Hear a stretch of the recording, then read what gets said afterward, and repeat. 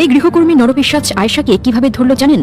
মাত্র একটা ছোট ক্লু, আর সেই সূত্র ধরে 48 ঘন্টার মধ্যেই পুলিশ টেনে তুলল ভয়ঙ্কর সত্যের মুখোশ।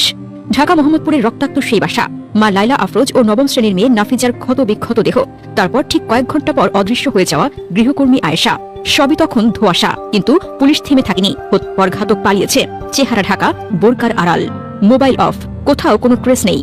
তবু ছোট্ট একটা ক্লু, যা কেউ গুরুত্বই দিচ্ছিল না, সেটাই এই ভয়ঙ্কর নরপিচাসের শেষ আশ্রয়স্থল পর্যন্ত নিয়ে গেল পুলিশকে। 6 মাস আগে মোহাম্মদপুরের বসিলায় আরেকটি বাসায় চুরি করেছিল আয়েশা। তখন তার বিরুদ্ধে একটা সাধারণ অভিযোগ করা হয়েছিল।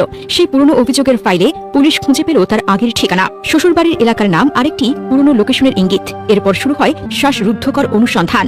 মোবাইল ট্রেস নয়, চেহারা শনাক্ত নয়, শুধু প্যাটার্ন অনুসরণ। আর সেই প্যাটার্নই পুলিশকে শেষ পর্যন্ত নিয়ে যায় ঝালকাঠির নলছিটি। সকালে শ্বশুরের বাড়ি থেকে তাকে গ্রেপ্তার করা হয়, আর তখনই দেখা যায় তার বাম হাত ও তালু ব্যান্ডেজ করা, যা স্পষ্ট করে হত্যার সময় সে নিজেই আঘাত পেয়েছিল।